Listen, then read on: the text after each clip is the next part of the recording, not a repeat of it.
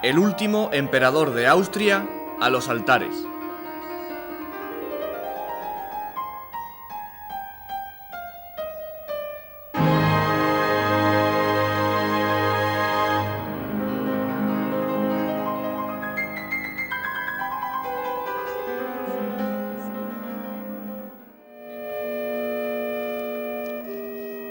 Destierro en Madeira.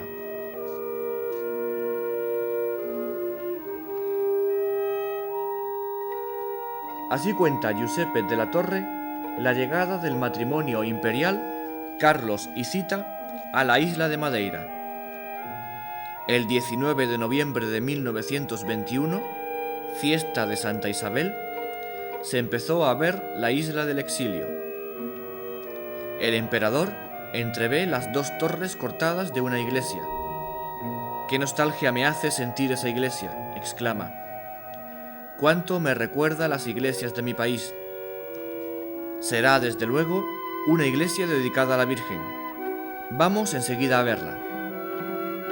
Era Nuestra Señora del Monte, la iglesia en la que pocos meses después va a ser enterrado.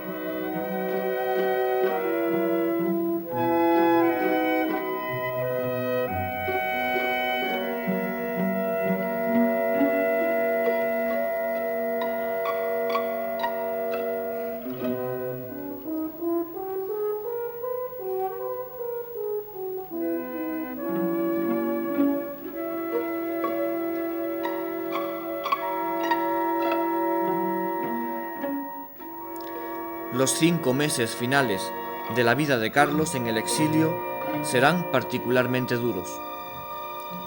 Además de la consiguiente humillación y penuria, no tienen un céntimo y carecen de medios para mantenerse.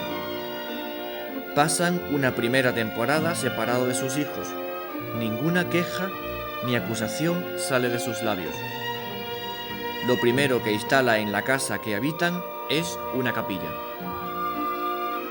Después de varios meses, el 2 de febrero de 1922, llega toda la familia, a excepción del archiduque Roberto, quien llega más tarde debido a una operación urgente que se le ha tenido que realizar en Europa.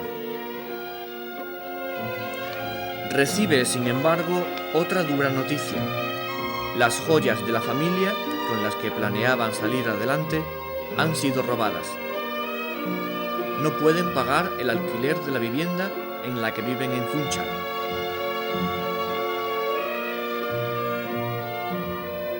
Un hacendado portugués les cede una húmeda casa de verano en la montaña. No cuentan con ninguna persona de servicio.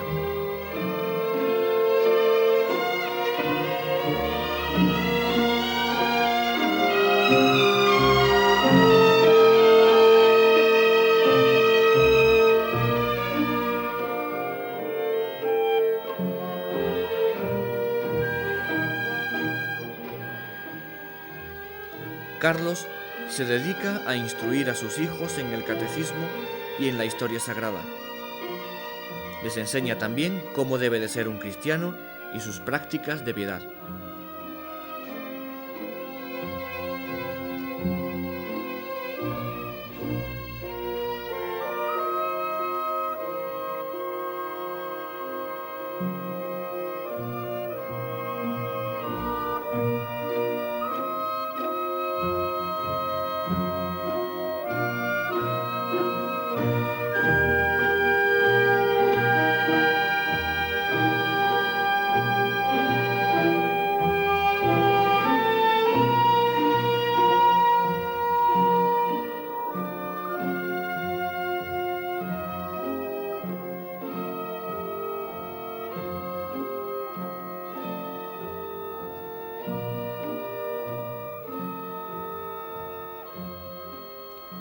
Carlos vivirá otros 5 meses y durante su estancia el pueblo se dio cuenta de que aquel hombre tenía algo más importante que el título imperial. Carlos tuvo la ocasión de conocer a muchas personas, de entablar con todos ellos una relación humana, inmediata, de contagiar a todos con su personalidad rica de sentimientos y de atención por el prójimo. Fue así como la simpatía llena de compasión que los habitantes de la isla le demostraron al principio a él y a su esposa cambió pronto en entusiasmo manifiesto, que se encendió en los ánimos de todo el mundo. María Lackner, que el 31 de diciembre de 1921 pudo asistir a la exposición con el Santísimo y al rezo al Te Deum, junto al emperador y su mujer, destaca que Carlos, a pesar de aquel año tan nefasto para él, rezó el Te Deum con un fervor y agradecimientos inefables.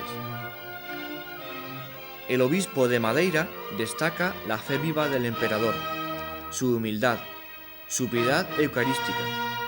Era notorio su éxtasis durante la Santa Misa y su confianza en Dios. Este prelado confesará luego a un sacerdote austriaco que ninguna misión contribuyó tan eficazmente a reavivar la fe en mi diócesis como el ejemplo que dio el emperador Carlos durante su enfermedad y muerte.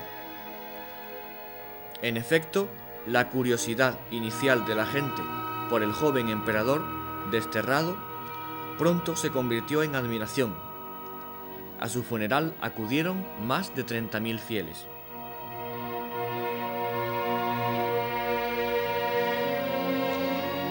Enfermedad y muerte. El 9 de marzo de 1922, dando un paseo por el monte, la lluvia le sorprende y se moja. Carlos, que estaba algo delicado, enferma de gripe. Cuando el médico acude a atenderle, el mal se ha convertido en neumonía. Al dolor físico se añade la angustia por el futuro de su mujer, de sus hijos y de su país. El 1 de abril de 1922 murmura a su mujer: «Deseo con ansia regresar a casa contigo. ¿Por qué no nos permiten regresar?» Ella lo sostiene en sus brazos durante casi toda la mañana. Y él, poco antes de morir, la Eucaristía estaba expuesta en su dormitorio, pudo confesarse, recibir la comunión y la unción de enfermos. A continuación, Carlos, que ofreció sus muchas molestias por la reconciliación de su pueblo, llama a su hijo primogénito, Otto, y se despide de él, diciéndole: «Tengo que sufrir para que mis pueblos se puedan unir nuevamente, y para mostrarle cómo se conduce un emperador católico a la hora de su muerte». Esta constante disposición explica la serenidad con la que sobrellevaba las desgracias y contrariedades.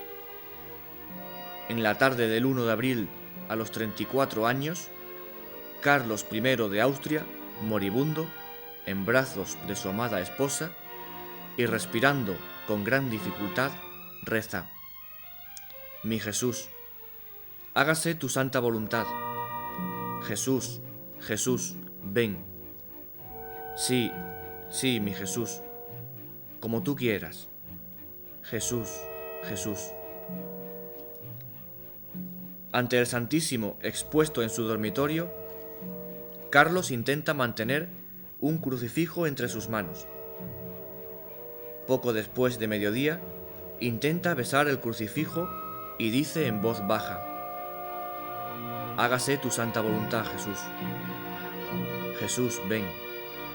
Sí, sí, hágase tu voluntad, Jesús». Luego dice en voz muy baja: «Jesús», por última vez, y expira.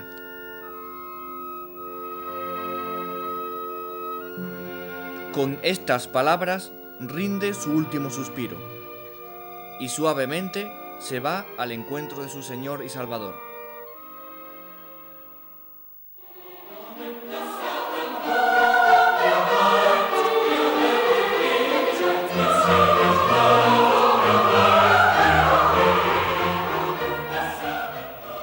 Su enfermedad y constante sufrimiento han llegado a su fin. Han terminado las dificultades para respirar y las sienes empapadas en sudor. Ha terminado también el tormento causado por el rechazo y la alta traición. El emperador de la paz, esposo, padre y hombre de fe, muere a la edad de 34 años.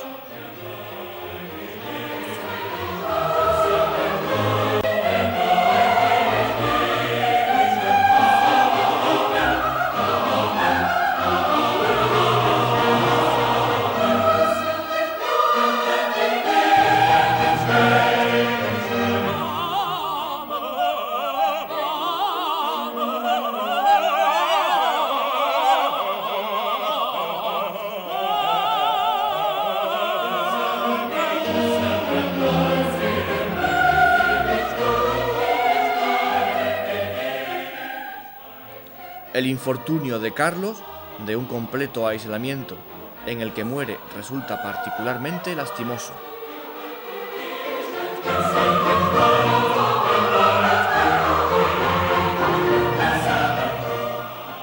Solo el rey Alfonso XIII se preocupará de acoger en España a los 7 hijos y a la viuda embarazada que deja el joven emperador.